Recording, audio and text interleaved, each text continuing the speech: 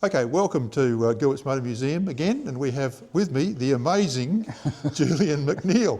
Okay, Julian, you've been wrangling cars this morning. Yes, absolutely. And we've got a new one in here. I'm dressed for it. Dressed for wrangling.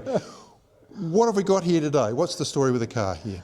So this is a 16 horsepower 1908 Argyll.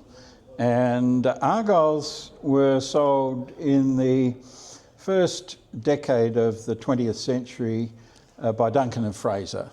And they were very popular. They were sold particularly to farmers because they were quite reliable and large vehicles.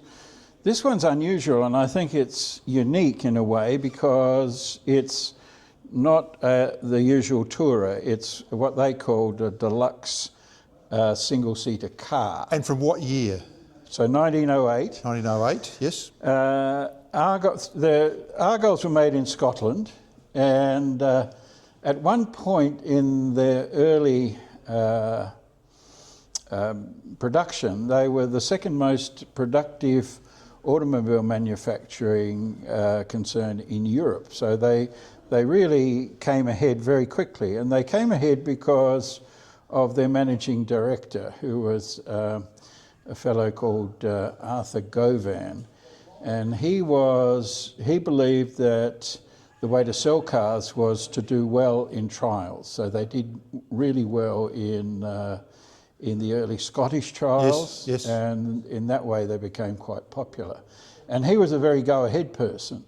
And because of their early commercial success, they built this fantastic factory. So initially they were made in Glasgow, but they built a superb factory just at the bottom of Loch Lomond in Scotland, and that's where this car would have been built.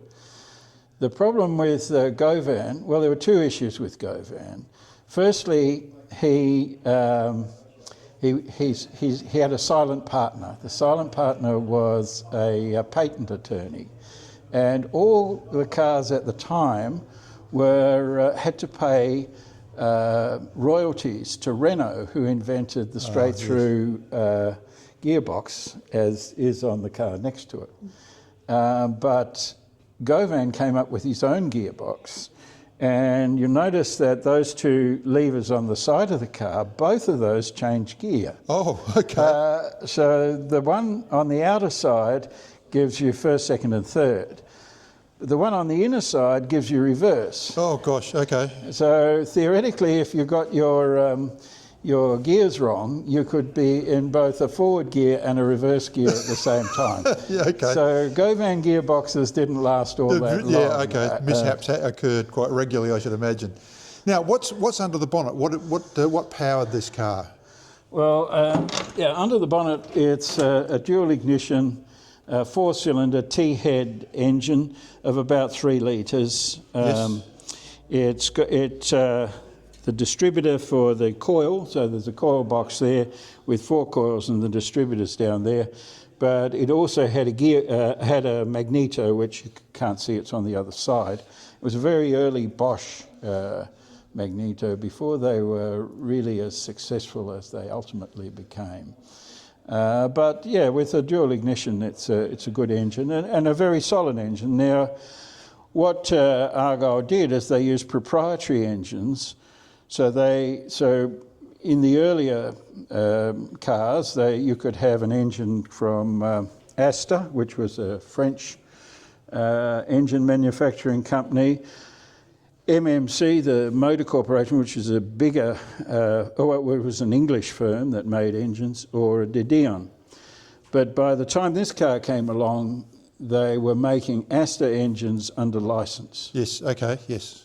So that's basically an Astor. Now, in my brief and very recent reading about Argyll cars, apparently Govan turned up his toes and died, and that sort of made the factory fell apart. They didn't keep making them for a while, but then it started up a second time and ran through from 1912 or thereabouts through about 1932. So what happened was, yes, Govan was a young man, late 30s, and he died in a restaurant. And they thought that he died from what was called food poisoning, but in those days was called ptomaine poisoning. Yes. And so his wife, you know, he was really the major figure, and by that time a relatively rich man with good prospects. So his wife took the restaurant to court and sued them, you know, because they'd ruined her prospects. Yes. And He got a dodgy prawn. So they dug him up 3 months after they'd buried him, and did an autopsy. Yes, and found that he'd had a cerebral hemorrhage. Oh, okay, So right. she lost her case. Yeah.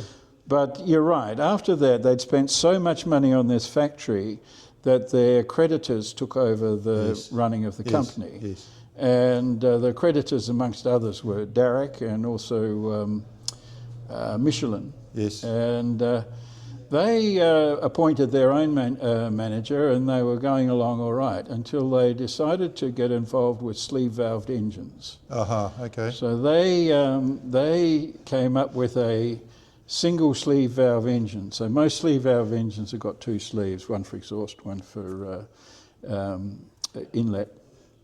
And this single one could come up, turn around, and do both. Now, Knight, who invented the sleeve valve engine and was their main proprietor, took them to court. So all of that, they eventually won, but the legal fees sent the company broke. Yes. And so the creditors all got together just before the outbreak of war, World War I, and decided that they would wind up the company completely.